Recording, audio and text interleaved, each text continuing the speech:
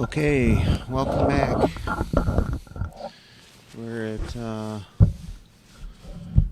the ongoing teaching at Say Their Name Square. We put up new memorials today. Had some of the families come. Thought that was powerful.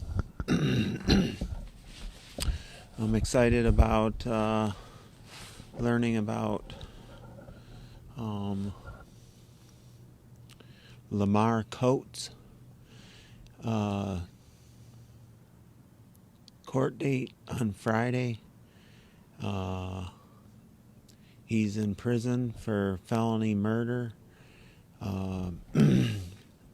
When Michael Sago was shot dead, his brother, he was charged with his brother's murder, even though the bullets that were shot at his brother were also shot at him.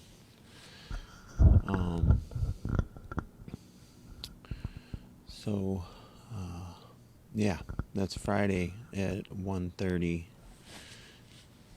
room 317, Judge Schaefer. All right, so we are reading today's day 4, the ongoing teaching, and today the book is Assata, an autobiography by Assata Shakur, which I've read and love. We're on chapter 4, which is a flashback chapter. Okay. Junior high school had its advantages and its disadvantages. It was more impersonal and much more confusing than elementary school, but it gave me the chance to move around and change classes, which I liked. Generally, my subjects bored me, with the exception of English, history, and a newfound love of ceramics. Parsons Junior High School in Queens was mostly white. A lot of the black kids had been put into remedial, or what we called dumb classes. It never ceased to amaze me that the kids who were so smart in the street were always in the dumb classes. In junior high, everybody was going with someone. When girls got together to talk, the subject was always boys. Who was cute? Who was going with whom? It's kind of annoying. All right. Who was cute? Who was going with whom? Who was fresh? Etc., etc. A cute boy was tall, slim, but well built, and usually had light skin. A boy was considered superfine if, in addition to light skin, he had funny colored eyes. Hazel and green eyes were the best. If a boy was popular or good at sports, he usually got a play. But in general, the boys we talked about were tall, not too dark, and handsome. One of my earliest admirers was the boy named Joe. He was new in our neighborhood from down south or somewhere, because everyone said he was country. He was real dark and had a long body with short little legs. He liked me, and in the beginning I think I kind of liked him too. Then everyone started teasing me, saying he was my boyfriend and saying he looked like a black frog because his legs were so short. At that age, I was worried to death about what everyone thought of me. I wanted desperately to be one of the pack, and I didn't want anybody to make fun of me. So whenever anybody said I liked Joe, I would deny it to the bitter end and talk about him worse than everybody else. But Joe was very sweet to me. Every time he saw me, he would smile and say something nice. On Valentine's Day, he gave me a beautiful big valentine and some candy. One day in the spring, I heard somebody calling my name outside my bedroom window. It was Joe. Quickly, he put a flower on the sill and ran away. Every day after that, he did the same thing. When I would see him on the street, I would smile. I was really touched by the flowers. Then one day my mother saw him at the window putting flour on the sill. "You tell that boy to stay away from that window," she said.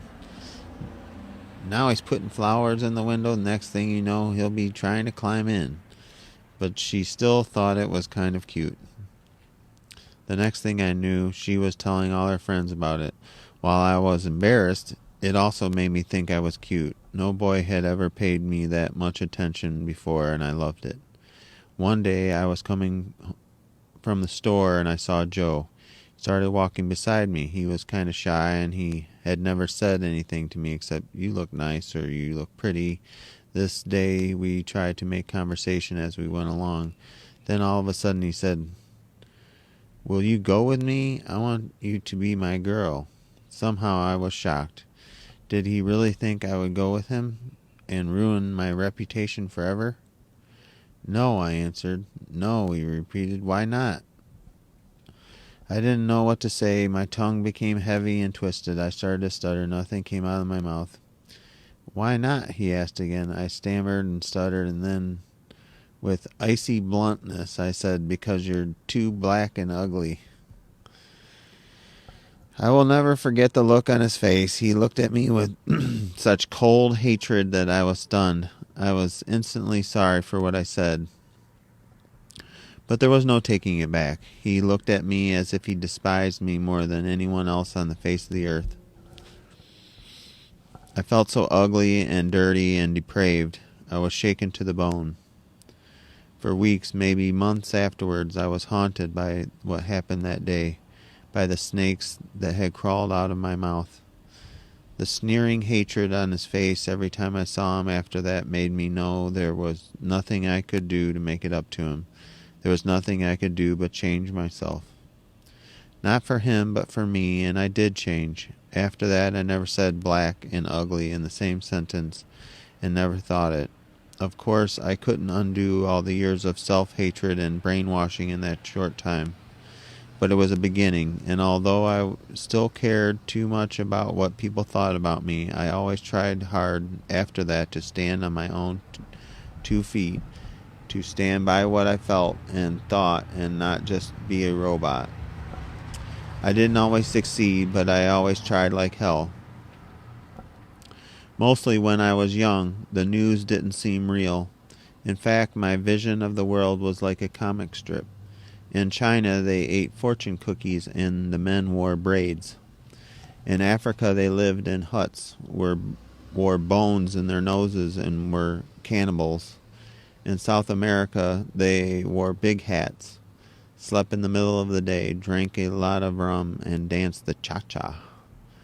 The only place besides the United States that I could talk about with anything resembling realism was Europe, and my perception of Europe was almost as unreal. The first president I remember was Eisenhower, and even he didn't seem real. My mother said that all he did was play golf. When he gave a speech on TV, we turned the channel, and if he was on the stations, we turned the TV off.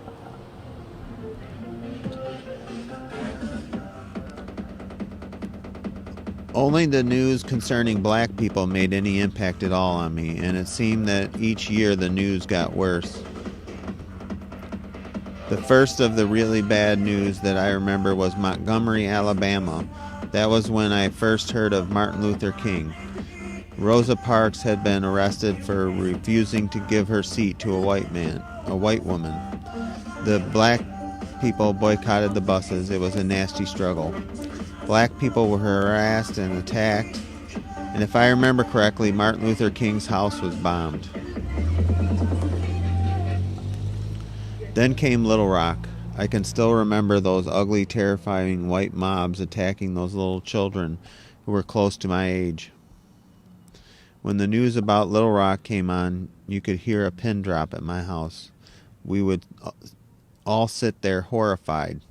Sometimes afterward, somebody would say something, but usually we would just sit there lost in our own thoughts. I guess there was nothing to say, and each year I would sit in front of that box watching my people being attacked by white mobs, being bitten by dogs, beaten and water hosed by police, arrested and murdered. Then the news seemed too real. The older I got, the more I seemed to grow into myself. My mother and stepfather were having all kinds of problems. They were fussing and fighting like cats and dogs. They were like a whole lot of other black people in that respect. They were catching hell every day on their jobs in society, and they took their frustrations out on each other. To make matters worse, she was a teacher and he worked in the post office. She had been to college and he hadn't. As far as I'm concerned, if a black man and woman make a marriage work in America, they've accomplished a miracle because everything is against them. Just being poor is one of their biggest obstacles.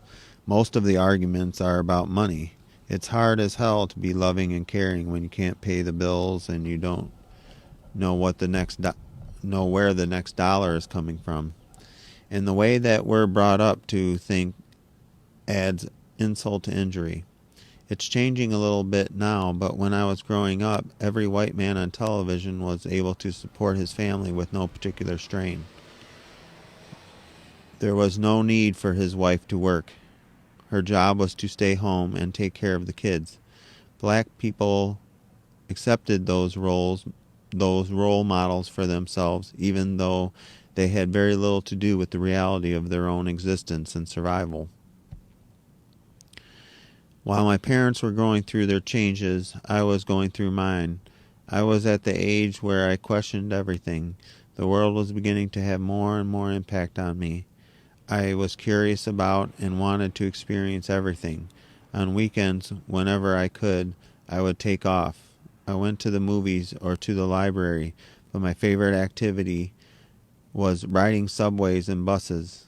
I would hop on any subway or bus, ride until I got tired, then get off at any stop and walk around.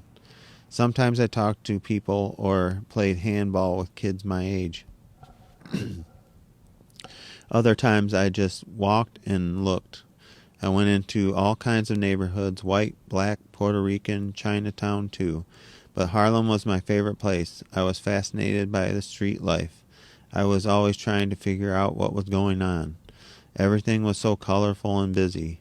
Men standing on the corner drinking, boys playing basketball, hustlers buzzing up and down the streets, huddling and making deals. It was the land of dream books, kitchenettes, and Johnny Walker Red. I loved the stores, from the market on Park Avenue to the greasy fish joints, to the candy stores that sold penny candy and penny cigarettes, and God knows what else. I would walk and look and think. The world for me then was a big question mark, and the biggest question of all was where I fit in. Get a lozenge.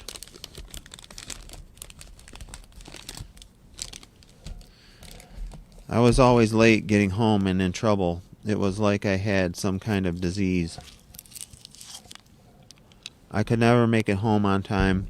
I would leave with the best intentions, but as soon as I got out on the street, it was as if I was in a trance.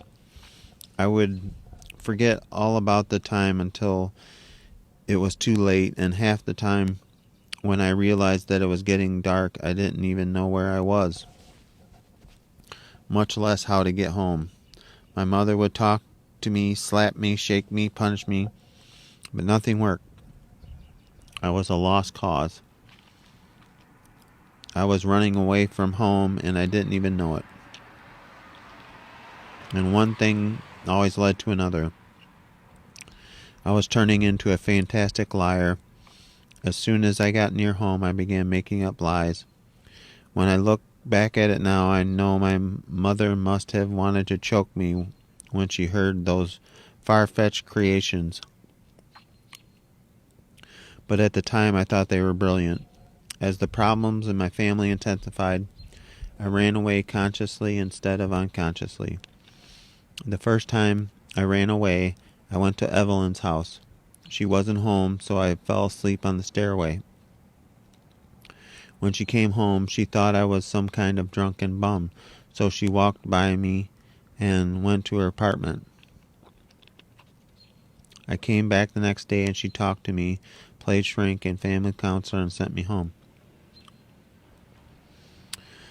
It worked for a while, but things were a mess. My mother and I couldn't see eye to eye about anything, and I was just as stubborn and self-willed as she was. And even when I tried to do right, it just seemed like I couldn't do anything that made her happy. And when my mother and stepfather were at each other's throats, it drove me wild. I would simply get my coat and walk out. Some days I just didn't come back. At times, running away was fun and exciting. At other times, it was miserable, cold, and lonely. The part I dug about it, though, was surviving. Being out there face to face with the raunchiest side of life was like living on a roller coaster, everything hurling itself at you at a breakneck speed. It was one hell of an education, and when I think about it, I was one lucky child. So many things could have happened to me, and almost did. The first time I ran away, I had just the clothes on my back and very little money. I rode the subway and slept in hallways until I just couldn't take it anymore. Then I started talking to people. One of the first people I met was this boy named David. I told him my mother was in the hospital and I didn't have any family in New York, and I was scared to stay home alone. He took me home to his mother's house, and we told his mother the same story. She said it would be okay for me to spend the night. They lived in the Farragut projects in Brooklyn. David took me out and introduced me to all his friends. We got along fine until nighttime. Then it was war, an all-night wrestling match. When he wasn't attacking me, he was begging and pleading and thinking up 1,000 arguments why I should give him some. I told him I was afraid of getting pregnant. He went and got this big jar of Vaseline and told me that if you used Vaseline, you couldn't get pregnant. I was dumb, but I was not that dumb. I told him to go to hell, and the wrestling match continued. After a day or two at David's, I was ready to move on. Besides, his mother was getting suspicious. My next new friend was a girl. I couldn't take any more Davids. Tina lived in the Fort Greene section of Brooklyn with her mother and her brother in a brownstone house. It was a rickety old house, and half of it looked like it was condemned. There was nothing whatsoever in that house that was orderly. There were rooms with all kinds of junk in them, stacked almost to the ceiling. Tables, chairs, record players, old radios. I told the same old story to Tina's mother, and she was sweet as pie. I could stay there just as long as I wanted, she said. In fact, she said she just loved to have young people around her, and she wasn't lying either. All day long, there was a procession of people in and out of that house, and most of them were young. When Tina's mother saw that I didn't have any clothes, she said, "Well, we'll just have to take you shopping." I remember thinking how nice she was to be willing to spend money on me, a stranger. Next morning, we went down to Fulton Street.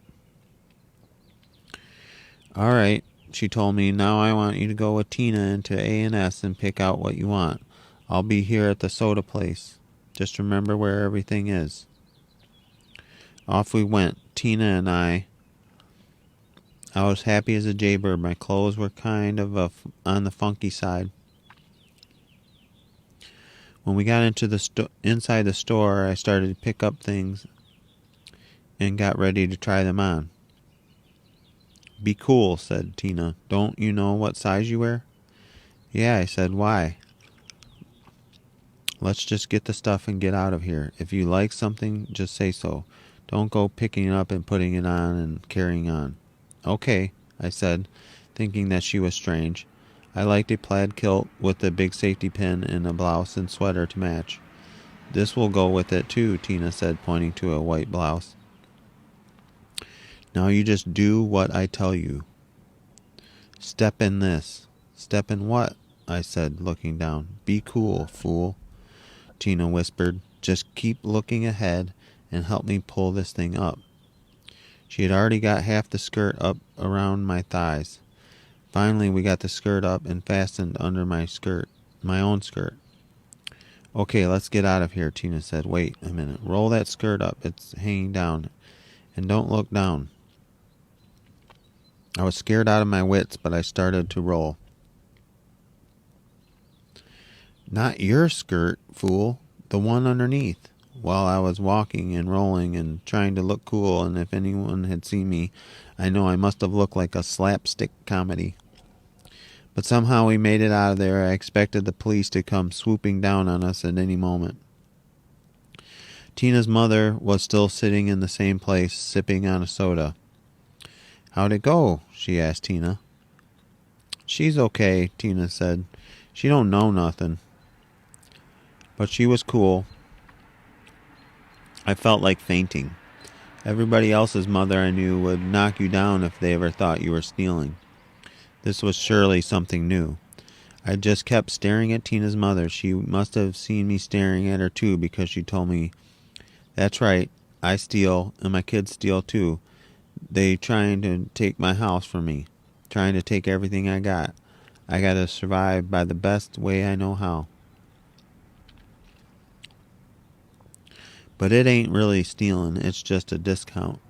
You need a discount. High as these stores is, we call it the 5-finger discount. She started laughing. When we got to the house, she said, "All right, let's see all the pretty clothes you got." Tina took the blouse and sweater from somewhere, and I took the skirt from under my skirt.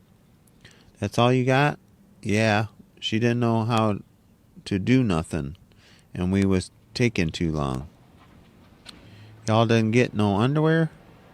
Tina's mother asked. Oh, car going the wrong way down the one way.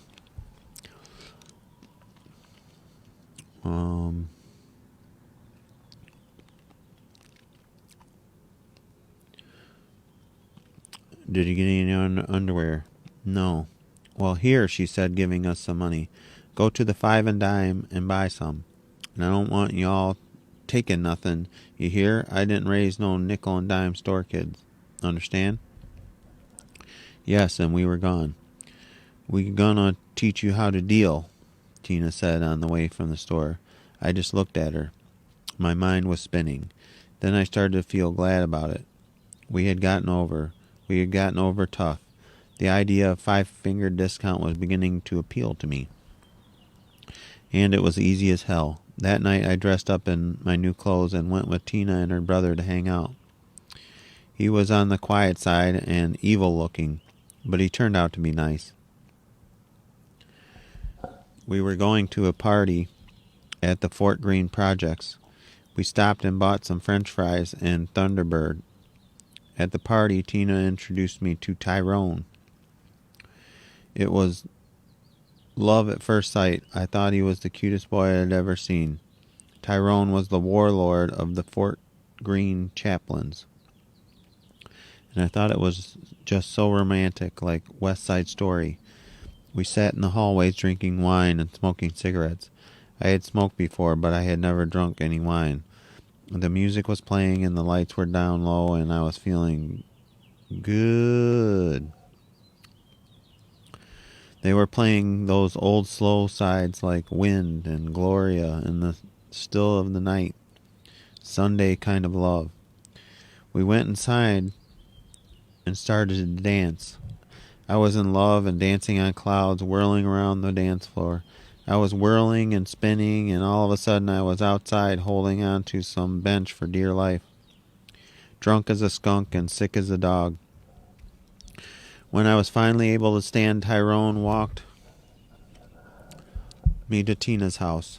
We held hands all the way, and he made a big deal out of kissing me goodnight, although I'll never understand how he could stand my vomit-tasting mouth. I woke up the next morning feeling like elephants had been doing the Watusi on my forehead, and like I was walking on my eyelids. Tina's mother wanted me to go someplace with her. I got up, washed, and got dressed. "What kind of jewelry do you like?" she asked me. "I don't know," I said. "I guess I like rubies because they are my birthstone." "Oh, no, you look like a girl that's made strictly for diamonds." Really? I asked, flattered. Oh, yeah, diamonds are a girl's best friend, and I'm gonna show you how to get some. She spent the morning and most of the afternoon showing me how to do just that. You have nothing to worry about, she kept telling me. Even if they catch you, they can't do nothing to you. You're a kid. I was supposed to go in a store and talk very proper. I was to ask the price of everything and tell the clerk that my father gave me $80 to spend, but that I had some money of my own. Tina and her brother would come in and create a diversion, and while someone was looking at them, I was to put the biggest earrings I could get in my mouth under my tongue. I was to say something to the salesman and walk calmly out of the store. There were a few more parts of the plan, but I don't remember them. She had me practice talking with things under my tongue. When we got to the store, I thought I was going to die of fright. I acted like I didn't know Tina and her brother and went in as planned. The store was pretty crowded, and I went into my act.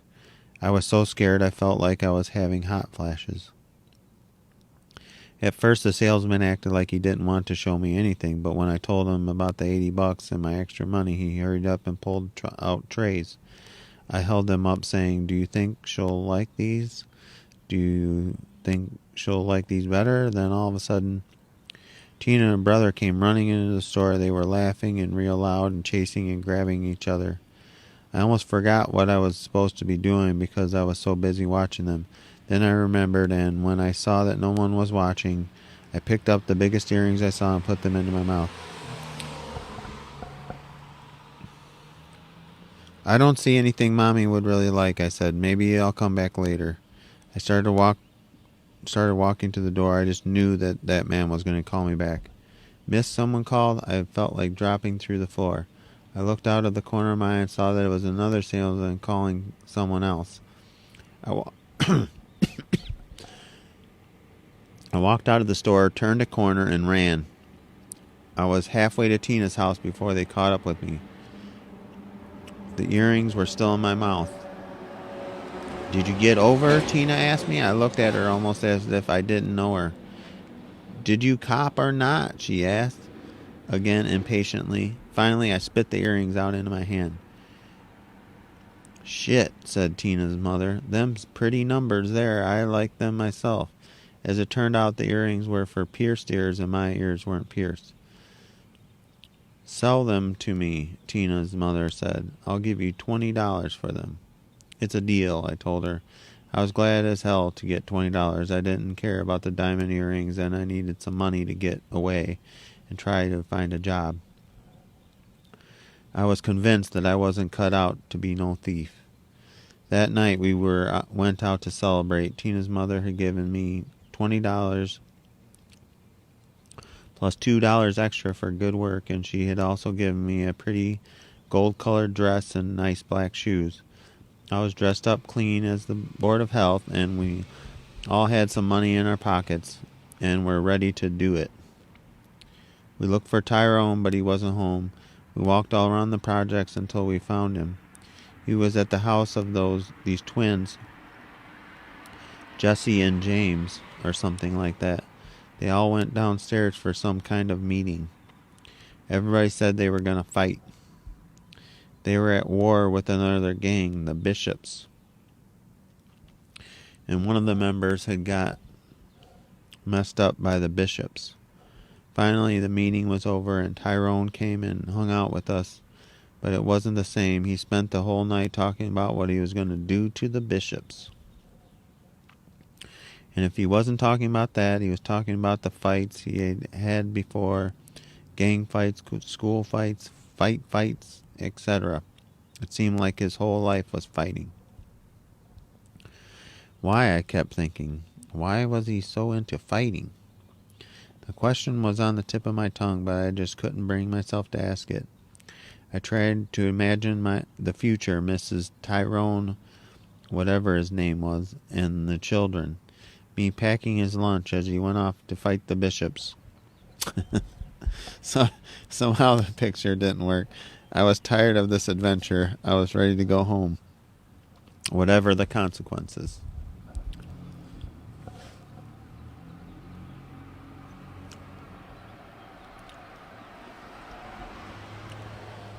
Alright, that was chapter 4. Flashback chapter.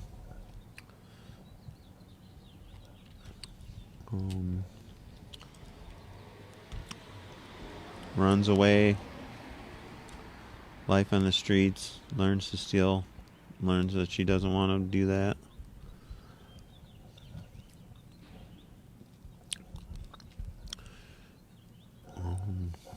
We're at the ongoing teach-in.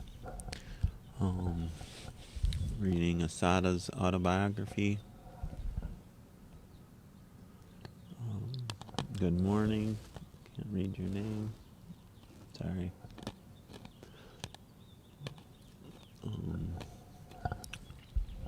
Ongoing teaching at Say Their Name Square. Chapter 5. Back in prison. All right, Chesimard, pack your things. You're being moved. Moved? Where? You'll find out when you get there. Then I'd like to call my lawyer. You can call your lawyer when you get where you're going. I kept trying to find out where they were taking me. The continuation of the Jersey trial after the change of venue to Morristown was still a month away. Maybe they were just moving me ahead of time. Maybe they were taking me back to the workhouse. I wasn't too worried, though. Anywhere was better than the basement in the Middlesex County Jail. The sheriff came down with a piece of paper in his hand. Where am I going? I asked him. I have a federal order to produce you, he said, waving the paper around. You are being turned over to the custody of the federal government. What for? I don't know. You'll have to ask the feds. My abrupt transfer from one jail to another without either notice to my lawyers or explanation to me was a scenario that would be repeated over and over again during the next few years.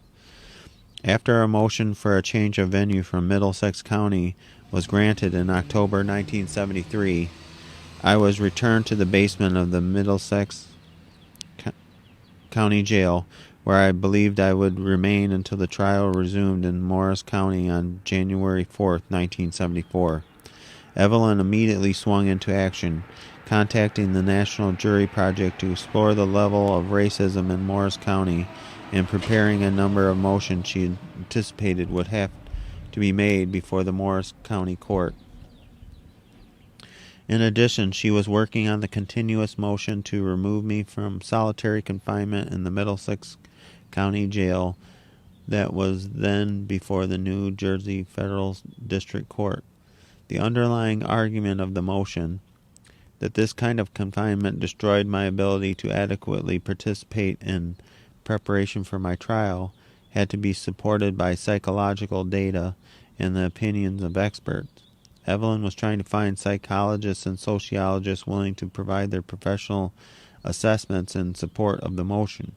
She was also trying to locate a forensic pathologist, a ballistics expert, a forensic chemist, and other specialists we needed for trial, and trying to raise money to pay them. I was aware that there were 2 indictments outstanding against me for alleged bank robberies. Evelyn had been told that trials for these charges would follow the trial in Jersey. One of the indictments was for a Bronx bank robbery that occurred in September 1972. I had been indicted for this crime along with Camus, Avon White, and others in the federal court, Southern District of New York, located in Foley Square in Lower Manhattan. I knew that Evelyn had made a motion before the Southern District Judge, Gagliardi, to have that trial postponed until after the termination of the Jersey trial. Having learned that the motion had been granted, I didn't connect the move to New York with the bank robbery trial. I was wrong. The trip was the usual high-security, endless procession of cars, and as usual, I enjoyed the ride. Just the walk from the door of the jail to the car did me good. It had been so long since I had seen daylight or breathed fresh air. I looked at the trees and the grass and the sky as if I had never seen them before. It was a gloriously beautiful day.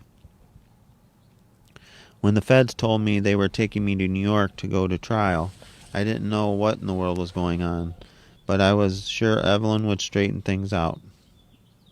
There was no way in hell I could go to trial in federal court, not unless they gave us time to prepare for it and canceled the Jersey trial. There was no way that Evelyn could deal with both trials at the same time.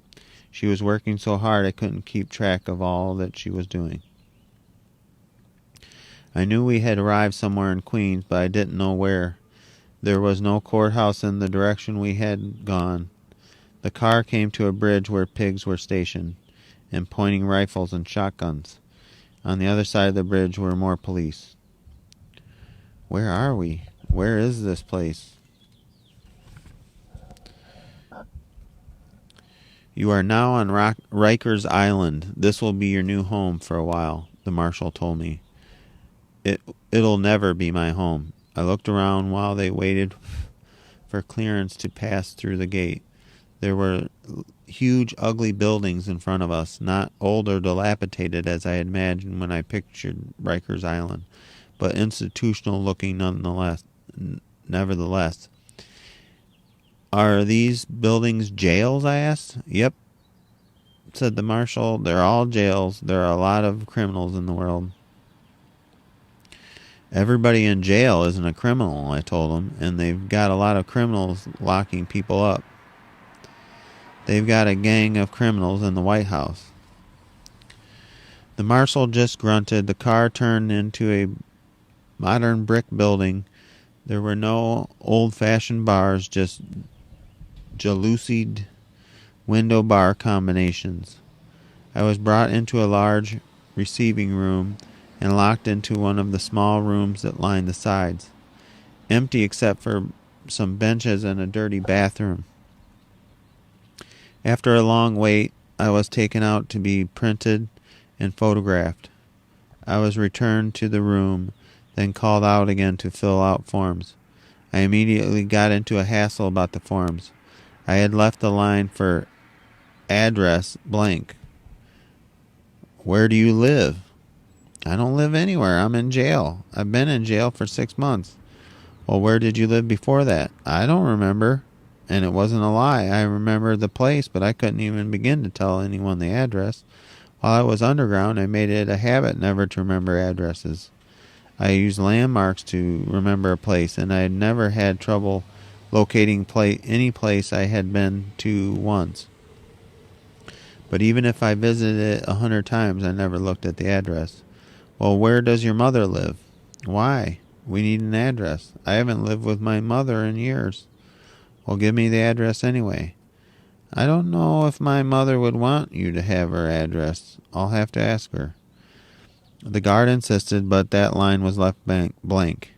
The guard was a black woman with an afro, and there was another one next to her with a lopsided wig on. She was black too. In fact, most of the guards I had seen so far were black. I was quickly to find out that the overwhelming majority of guards in the female jail at Rikers are black. But when they opened their mouths and expressed their opinions, you wondered. But that's another story. After I had been waiting for what seemed like hours, they brought in a whole bunch of women. It was wonderful. They were real, live people talking and laughing. It had been so long since I had heard a conversation. I just sat there staring at them. I know I must have looked like I was crazy staring like I was, but I just couldn't help it. I was overwhelmed. I could barely talk. When someone asked my name, I stammered and stuttered. My voice was so low, everyone constantly asked me to repeat myself. That was one of the things that always happened to me after long periods of solitary confinement. I would forget how to talk. The next phase was the strip and search. There were two groups of women, those who were returning from court and those who, like me, were new admissions. We were directed to stand in little booths and take off all our clothes. Then we were told to turn around, squat, run our fingers through our hair, lift up our feet, and open our mouths. This was for everybody. The next step was only for the new admissions. They put us in shower stalls without curtains. We were told to take a shower and then were given the stuff which they told us to put in our hair and on our pubic hairs and wash with it.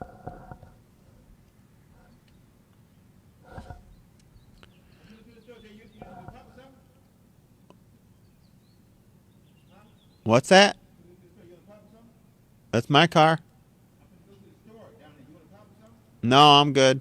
Thank you.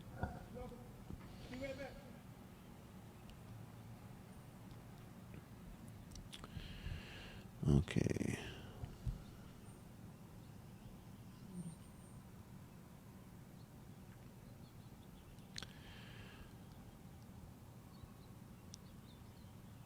What is this for? I asked. It's for lice and crabs, the guard said. It was humiliating. The last stage was the search. Every woman who came into the building had to go through this process, even if she had been nowhere but to court. Joan Bird and Afeni Shakur had told me about it after they had been bailed out. Bailed out? Oh, that was weird.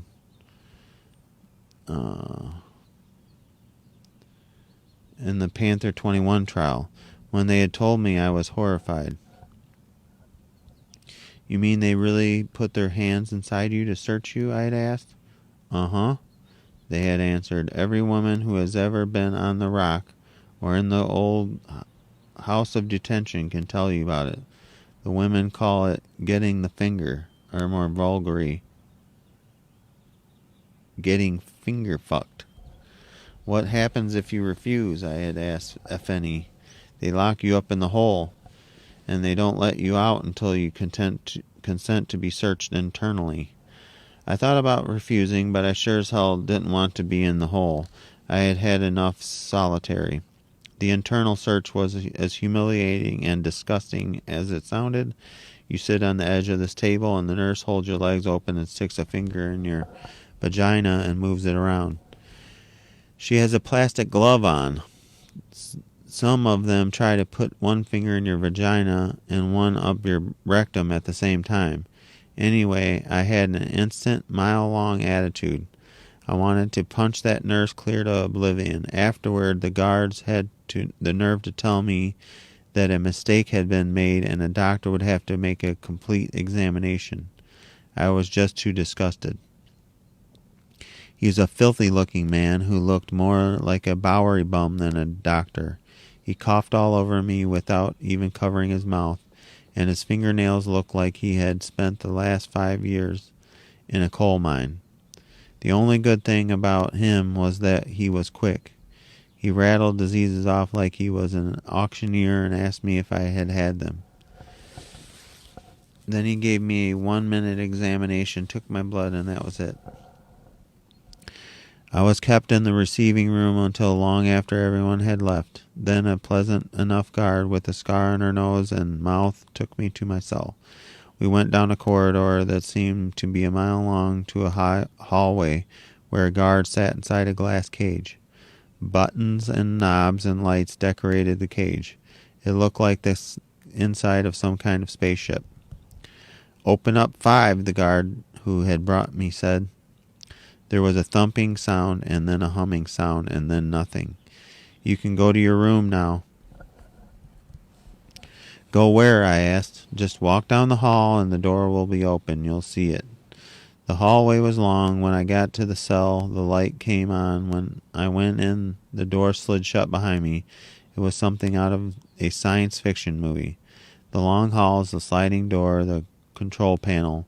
Space jail, I said to myself. Inside there was a cot, a dirty sink, a seatless toilet, and a roll of toilet paper. I was tired and wanted to go to sleep. "I'm turning the light out now," a voice said over the microphone.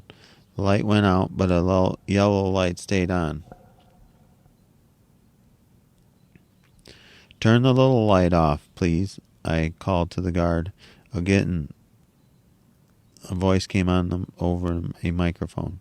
The light must stay on. It is for your own protection. The light stayed on and I went to sleep. Morning. The doors slid open. Breakfast, ladies, came over the microphone. It was early, but I was anxious to get dressed and look around. The first thing that hit me was the smell. I don't care what jail I've been in, they all stink. They have a smell unlike any smell on earth, like blood and sweat and feet and open sores, and if misery has a smell like misery. The walls of the cell were covered with obscenities and love declarations. Apache loves Carmen, Linda and Lil Bit. India and Rosa, true love always. From the window I could see a small paved yard with grass growing between the cracks in the pavement and then another long building. A few women were in the day room, but most stayed in their cells, which were barren except for the toothpaste writing that covered the walls. In prison, toothpaste serves many functions, one of which is glue to hang up pictures. A few of the cells were fixed up with pictures from magazines hung on the walls and a knitted or crocheted Afghan on the bed.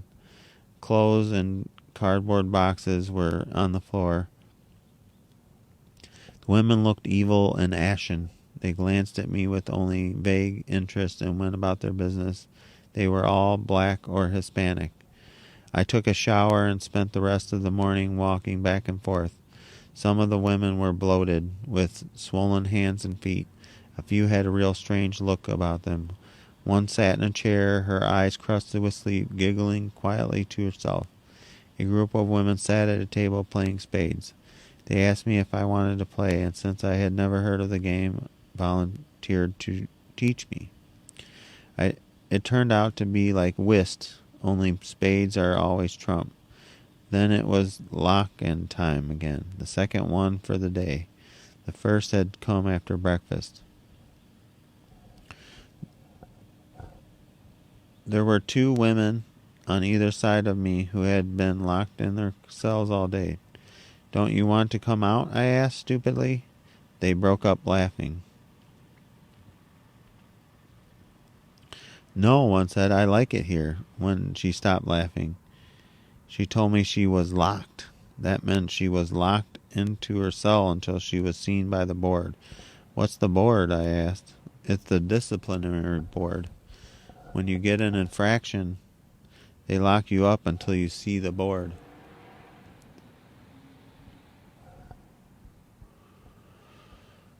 Then they let you out sometimes, but we're going to PSA. What's that? It's the hole, the Bing. This is 2 Main, where you go before they take you to the board. Then, after that, if they think you haven't done enough time down here, they send you to PSA. PSA stands for Punitive Segregation Unit, solitary. You mean you don't stay in this part of all the time? No, we're on the sentence side. We only had to come here because we stole the medication. We stole almost everything on the medication truck and drank it. Coke almost OD'd. That's why we're down here. This part is for people who have infractions or for crazy people. Crazy people? Yeah, the one named Coke answered. They've got some real bugs down here. How come you here? I don't know. I got here yesterday and this is where they put me. You got a homicide? A homicide?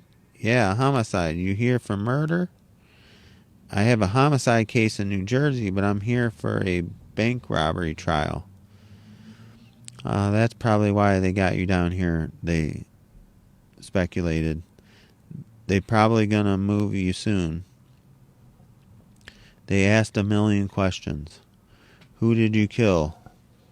I didn't kill anybody. Well, who did they say you killed? A cop, a New Jersey state trooper. Oh shit, you gonna have a hard way to go. You didn't really do it? No. You got a bank robbery too? Did you rob the bank? How much money did you get? I didn't get any money because I didn't rob the bank. Yeah, then your boyfriend did it and put the blame on you. No, I don't have a boyfriend. Oh, so you like girls, funny. They laughed. You're kind of cute. Want to go with me? One of them joked. You ever do time before? No, never. You got any other cases? Yeah, I have another bank robbery. Did you do that one? No. Well, damn, they got you all hooked up. The one called Dolores said, how come they trying to frame you up like that? Because I'm a revolutionary. They say that I'm in the Black Liberation Army. Oh, I know you. You that girl I read about in the papers. Yeah, what's your name? Assata. Assata Shakur, but my slave name is Joanne Chesimard. Ari. I think I'm just gonna...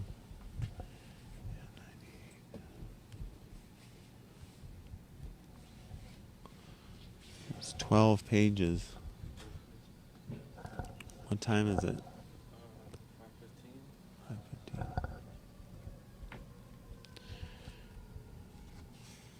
Yeah, I guess I'll finish this. Sure? Yeah.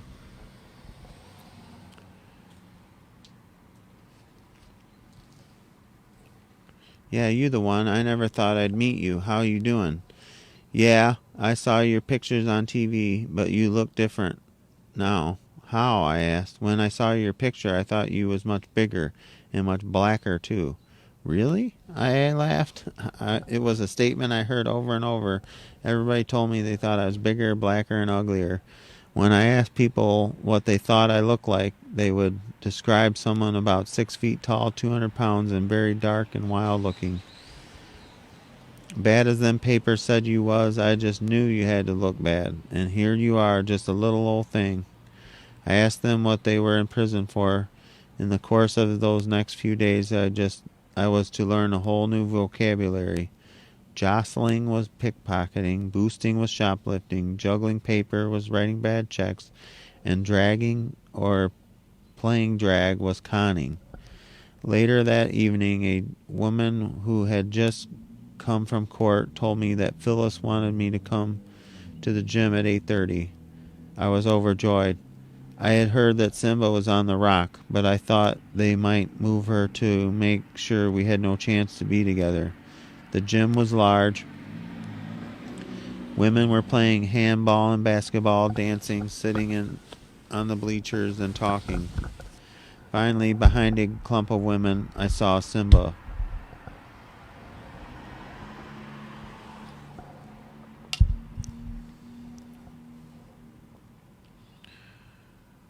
We embraced and both just sat there trying to get out all the words that were in our hearts. So much had happened since we had seen each other. We had been close when we were both members of the Black Panther Party. For a while, we had lived together. She was always a real earthy sister with a heart of gold. She told me about her case, about the other comrades she was in touch with, and then that she was pregnant. Homie was her nickname for her lover, the baby's father, Kakuyan Olugbala. He's a beautiful revolutionary brother. He was murdered by the New York police. Kakuyan and I had gotten to know each other pretty well while we were both at the Harlem branch of the Black Panther Party. He was one of the brothers who, in the days of the Black Panther Party lumpen ideology, would be called lumpen. He was raised in Harlem around 116th Street and 8th Avenue. A relaxed, easy kind of person, but a fighter to the heart. He loved weapons and was a genius with them. I was glad about her pregnancy and sad at the same time. She was facing 25 years. Although I tried to be cheerful, I guess she could see the concerned expression on my face. Don't worry, she told me. These people can lock us up, but they can't stop life, just like they can't stop freedom. This baby was meant to be born to carry on. They murdered Homie, and so this baby, like all our children, is going to be our hope for the future. I would think about her words many times later. It's early in the morning. It feels like 1:45, and I want to sleep. I hear my name vaguely over the microphone. Something about court. They are calling me for court. Hurriedly, I roll out of bed, shower, dress, comb my hair, and I'm ready to go. They bring breakfast on the food truck. I can't even stand the look of food, much less eat anything. All right, court ladies, time to go to the receiving room. The microphone wails. It's too early in the morning for that thing. I want to tear it out of the ceiling. I stumble down to the receiving room, still not fully awake. It's 7:20 a.m. I sit in the receiving room for 3 hours. Finally, the marshals come. Now they want me to hurry. One of them chains me up. First he shackles my feet, then he puts a chain around my waist, fastens the handcuffs to the chain, and handcuffs on my hands. I can barely walk or shuffle. Court, dull gray, dull green. They are putting me into the bullpen. I don't know why they call it a bullpen, but though I have often speculated. Attorney visit. One of the marshals calls as he opens the bars to let me out. We go to the end of the hall. Evelyn is puffing and huffing. She always puffs and huffs when she's angry.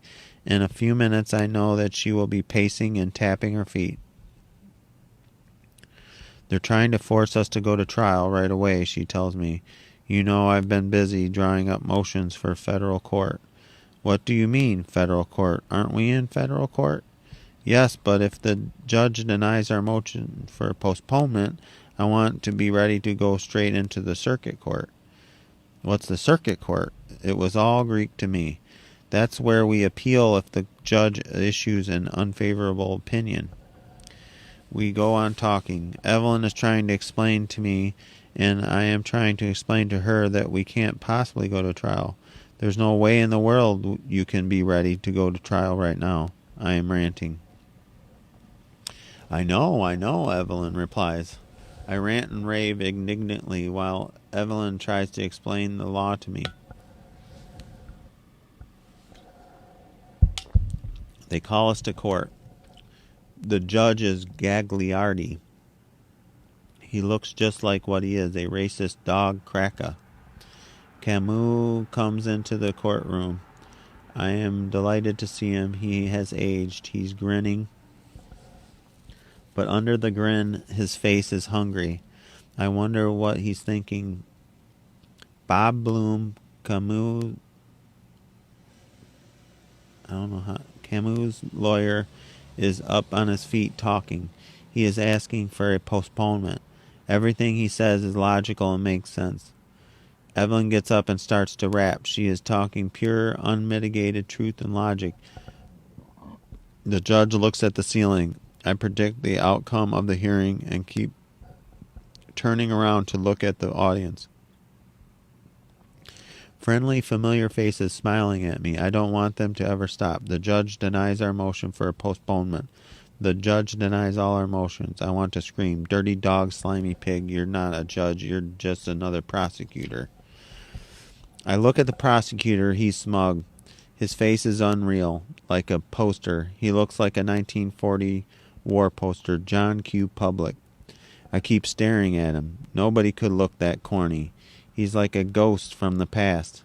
I'm convinced he doesn't know it's 1973.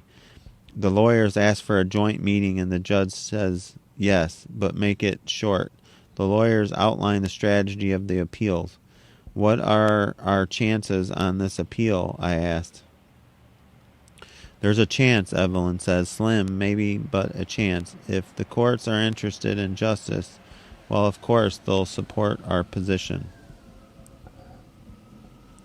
We all know how big an if it is. The next time we went to court, 5 days later, it had snowed. The trees were bare and covered with ice, and though I don't like winter, it was a beautiful sight. As soon as I arrived in the courthouse, Evelyn was there to tell me that the circuit court had denied all of our appeals, and Gagliardi was talking about going to trial that day. I just want you to understand that there is no way that I can adequately defend you on this short notice. I haven't had time to prepare pretrial motions. I have received no discovery material, and I haven't even had time to think about an appropriate defense because I haven't been able to find out the basic facts of the case. I just want you to know that. I know, I told her, and I know you're doing the best that you can.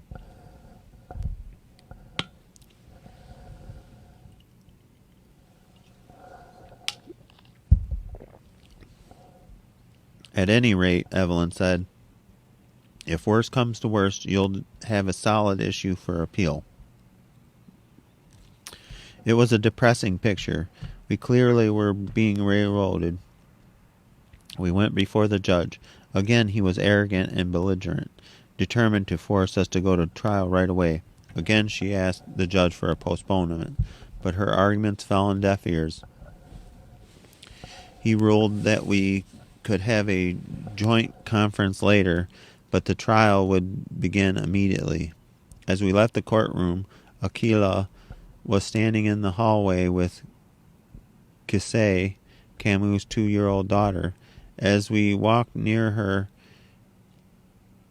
she held out her arms to him. Camus took about 2 steps toward her, and the marshal jumped him and began beating him.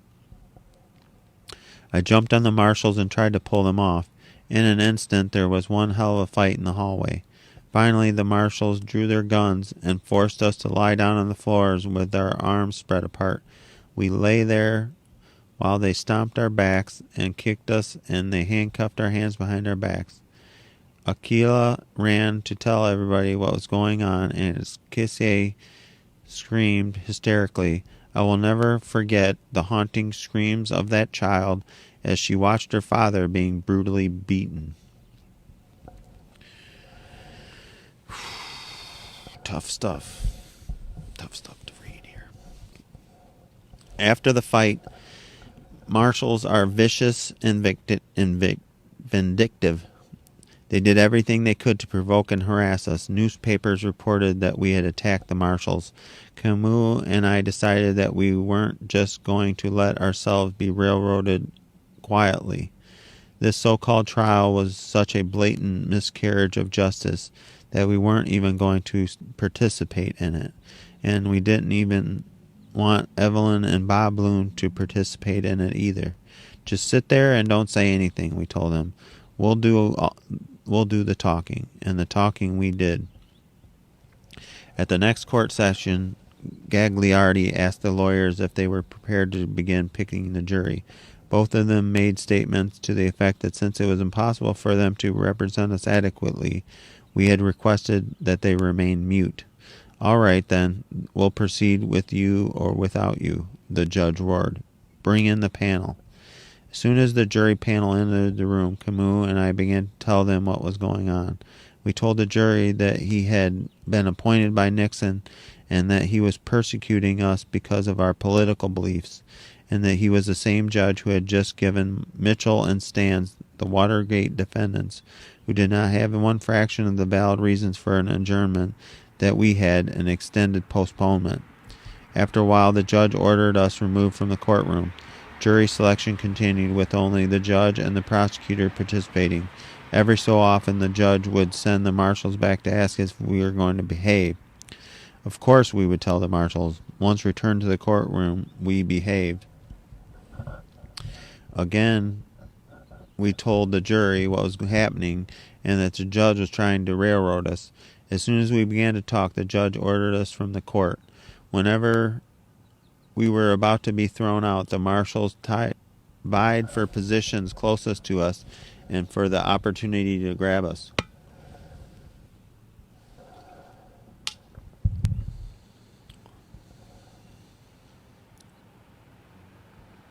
Twist our hands behind our backs and get their licks in. To avoid being manhandled, as soon as the judge said, remove the defendant from the courtroom, I would say, the defendant will remove herself. Most of the time it worked, but one day the marshals were so gung-ho they jumped on me and started brutalizing me in open court.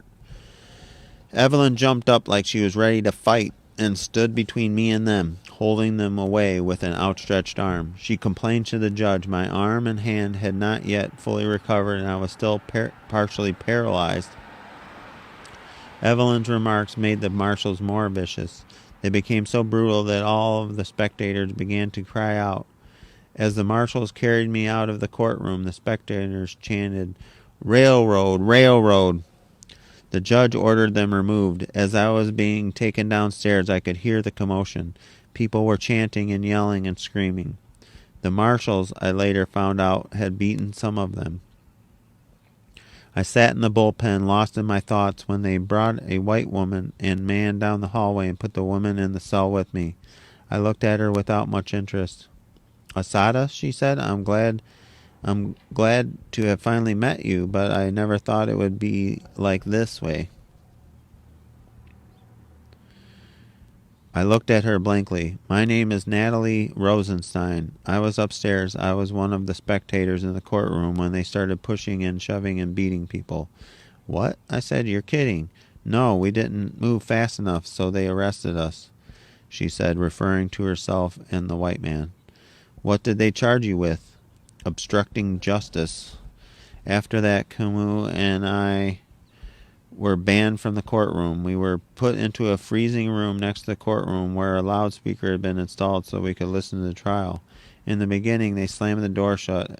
At first, we wanted the door open because it was so cold, and the warmth from the rest of the building helped. Then we began to enjoy the privacy. It was good to be able to talk to each other without someone looking down our throats. Because we knew that sooner or later they would open the door and stare at us, we would open it.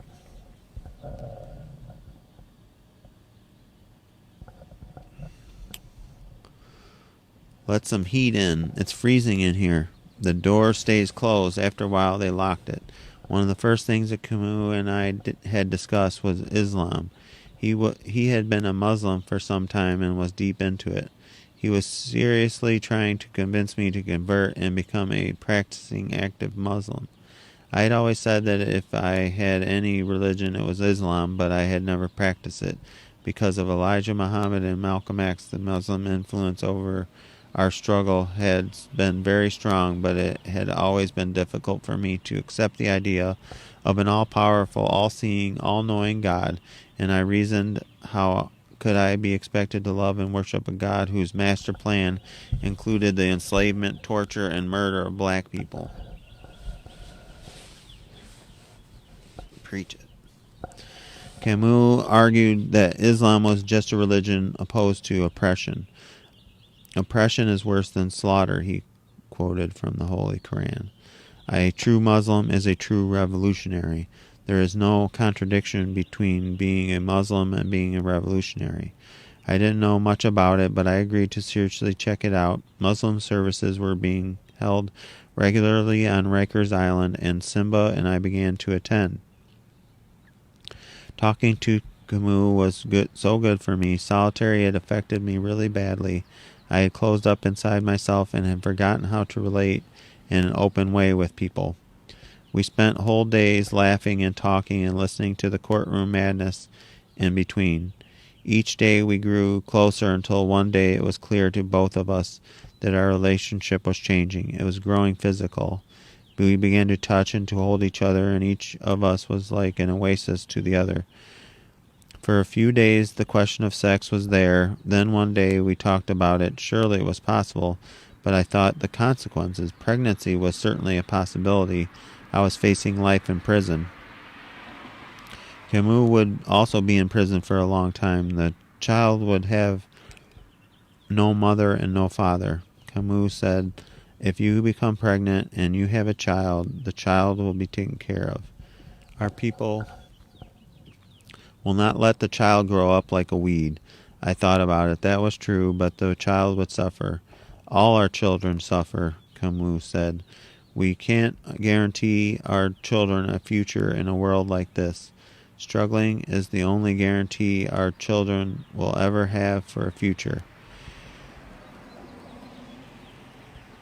"You may never have another chance to have a child." "I have to think," I told him. My mind was screaming. Who would take care of my baby? I thought about what Simba had said about our children being our hope for the future. I had never wanted a child. Since I was a teenager, I had always said that the world was too horrible to bring another human being into. And a black child. We see our children frustrated at best, noses pressed against windows looking in, and at worst we see them die from drugs or oppression, shot down police, or wasting away in jail. My head was swimming. What had my mother and grandmother and great-grandmother thought when they brought their babies into this world? What had my ancestors thought when they brought their babies into this world, only to see them flogged and raped and bought and sold? I thought and thought, how many black children are separated from their parents? How many grow up with their grandmothers and grandfathers? Didn't I stay with my grandparents until my mother had finished school and was on her feet? I remember all the discussions I had. I'm a revolutionary, I had said. I don't have time to sit at home and make no babies. Do you think that you're a machine? A brother had asked me. Do you think you were put on this earth to fight and nothing else? I thought about what Zaid had always told me. While you're alive, girl, you better live. I am about life, I said to myself. I am going to live as hard as I can and as full as I can until I die. And I'm not letting these parasites, these oppressors, these greedy racist swine make me kill my children in my mind. Before they are even born, I'm going to live and I'm going to love Camus, and if a child comes from that union, I'm going to rejoice, because our children are our future, and I believe in the future and the strength and rightness of our struggle. I was ready for whatever happened.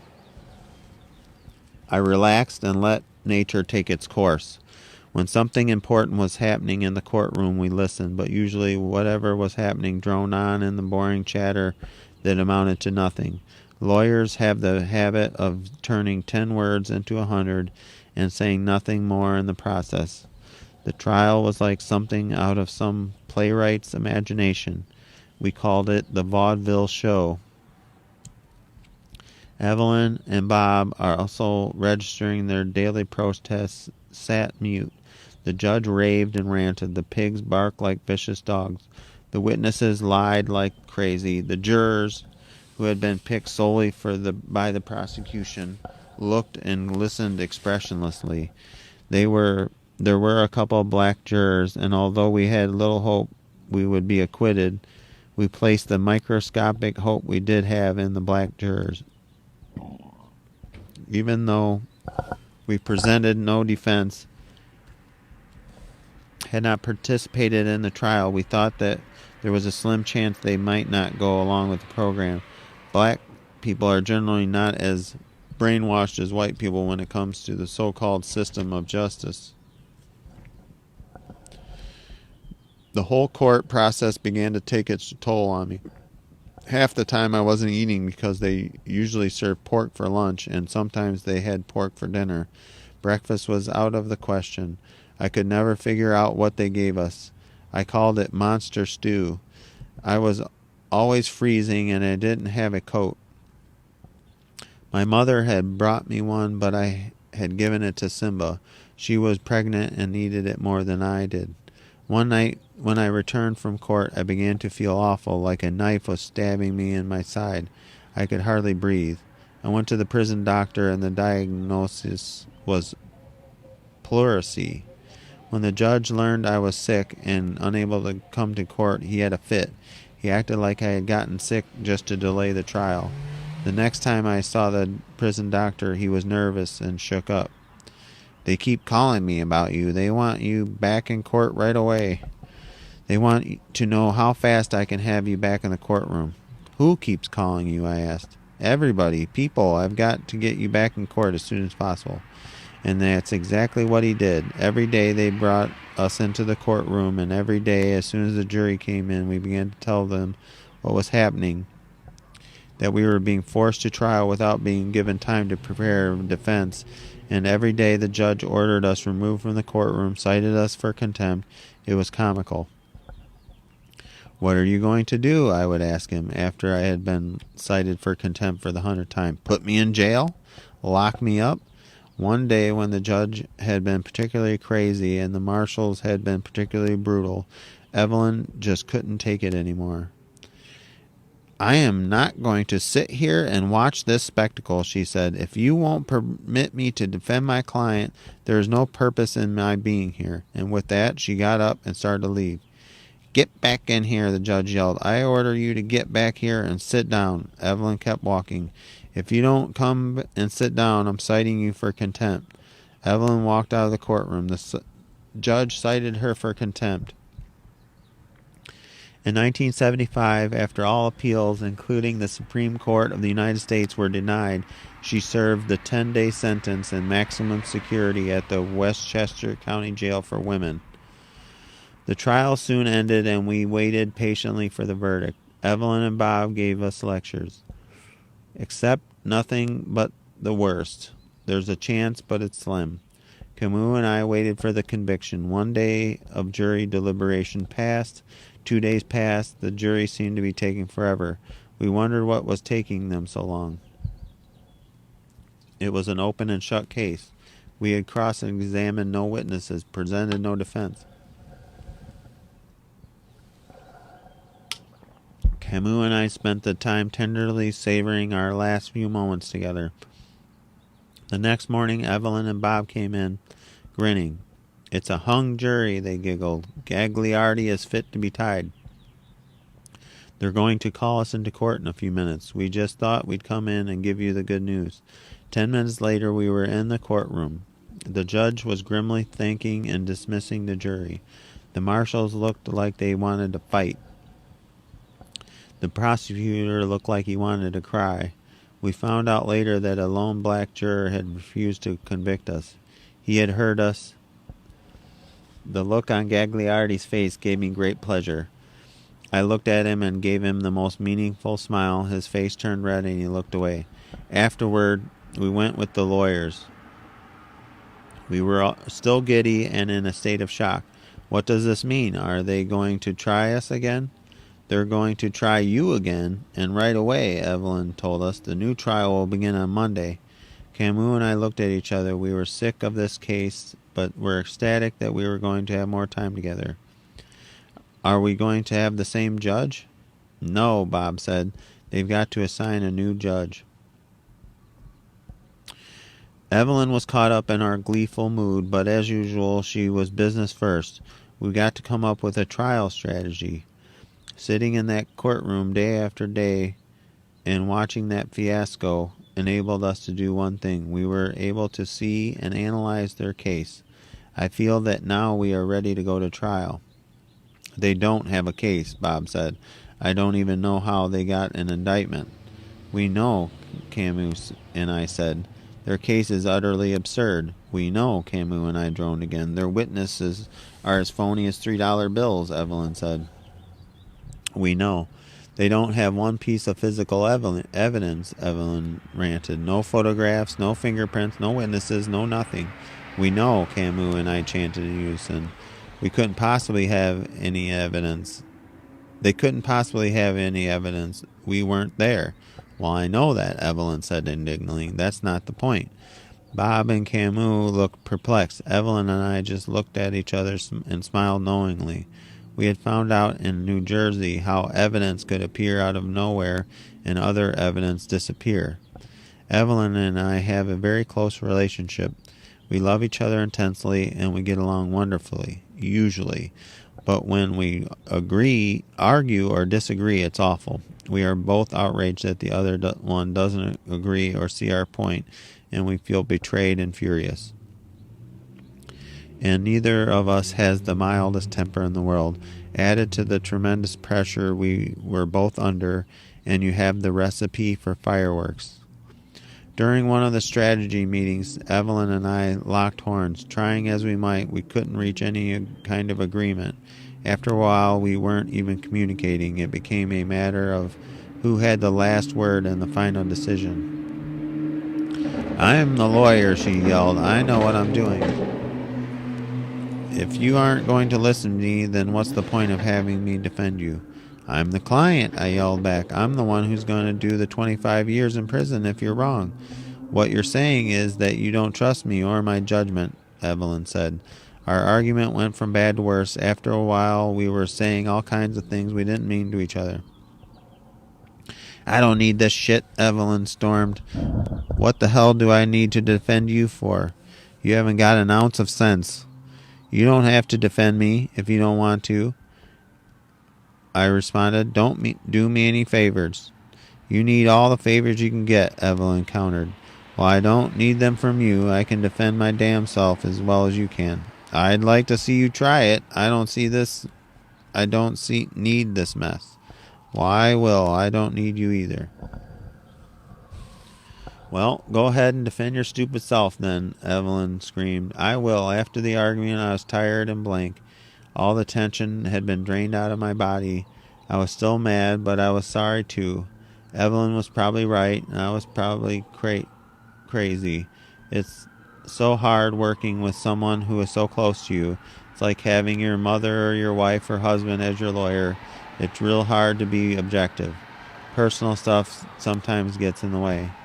I didn't know whether I was being a sane adult or a rebellious child.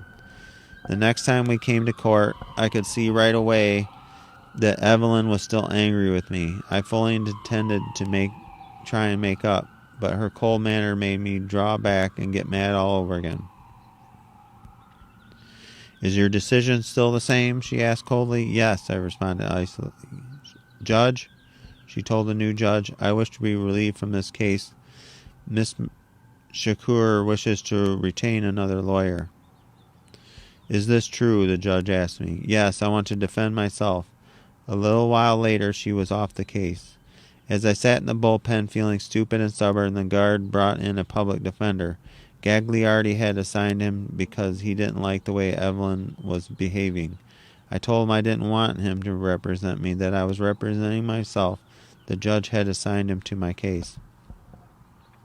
What did you do before you were a public defender? He told me that once upon a time he had been a prosecutor, and that was the end of the conversation. I would rather have had an alligator for a lawyer. I don't even remember his name, but he sat through both trials as my supposed lawyer, even though I refused to even speak to him. Since I was now defending myself, I was entitled to a lawyer as an advisor. Everyone suggested lawyers, but most of them were white leftists. I wanted, if at all possible, a black woman, not just any black woman lawyer, but someone who was in tune with the politics of the black liberation struggle.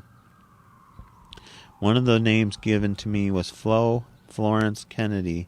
She was a black lawyer who was very active in the women's movement, well known on the speaking circuit from coast to coast, and more renowned as a feminist and political activist than as a lawyer. She fit the bill perfectly. She was just what I wanted. Some argued against her, but Assata, they said, she's not a trial lawyer. Flo is not a criminal lawyer. You need both, someone who can give you sound advice. I was unmoved by their arguments. She's wild, she's flamboyant and eccentric. She might scare the jury.